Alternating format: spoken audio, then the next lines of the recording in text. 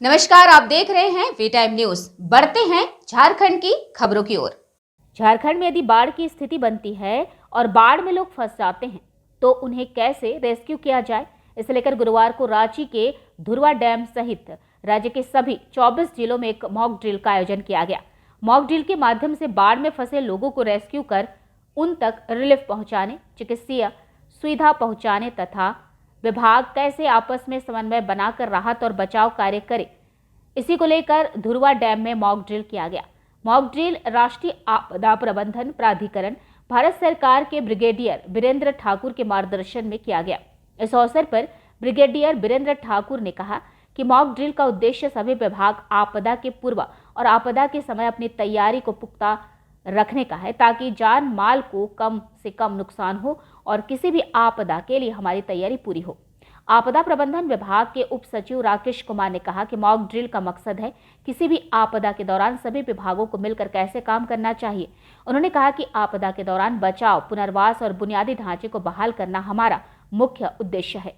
Mock drill में 5 team, NDRF की 1 team, SDRF की बिजली विभाग, बीएसएनएल मेडिकल टीम, नगर निगम, पुलिस विभाग, परिवहन विभाग, पेयजल विभाग, जिला प्रशासन के पदाधिकारी और अग्निशामक दल ने भाग लिया।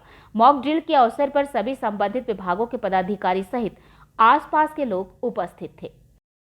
हमने यहाँ करके झारखंड स्टेट डिस्ट्रिक्ट आपदा प्रबंधन के साथ एक मॉक एक्सरसाइज का आयोजन किया है। यह फ्लड्स के बारे में कि अगर किसी कारणवश यहाँ फ्लड्स की स्थिति उत्पन्न होती है तो उन्होंने किस तरह की कार्रवाई करनी। तो इसका सारा श्रेय जो है श्री राकेश जी को जाता है, जो कि डिप्टी सेक्रेटरी साहब हैं। उन्होंने बहुत मेहनत से इस पूरी एक्सरसाइज का आयोजन किया है और आज आप इसको ग्राउंड में देख रहे हैं। तो हम लोग का बेसिक मुद्दा रहता है कि एक जो इंसिडेंट रिस्पांस सिस्टम है, IRS जिसे हम बोलते हैं, उसके मद्देनजर रखते हुए आप किस तरह से अपनी आपदा का प्रबंधन करते हैं। तो उसमें कुछ हम लोग की IRS फैसिलिटीज़ होती हैं, जैसे कि स्टेजिंग एरिया हो गया, आपका रिलीफ कैंप हो गया, आप इंसिडेंट कमांड पोस्ट हो गया, इन सबको स्टैब्लिश करते हैं और एक सुचारू रूप से इसका पूरे का प्रबंधन करते हैं।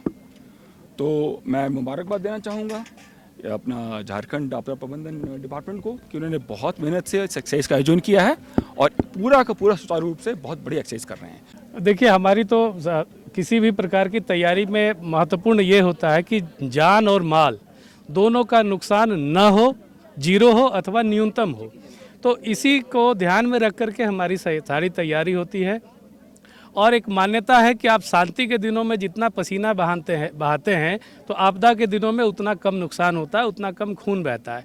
तो इसी बात को ध्यान में रख करके हमारी तैयारी है और इस तरह की तैयारी सफल हो, ऐसा जैसा ब्रिगेडियर सर ने बताया कि अकेले के बस की बात नहीं होती है। एक डिपार्टमेंट आपदा प्रबंधन कुछ नहीं अकेला कर सकता, इसलिए सरकार की जितनी विभागें हैं उन सबका समन्वय और सहयोग जरूरी होता है।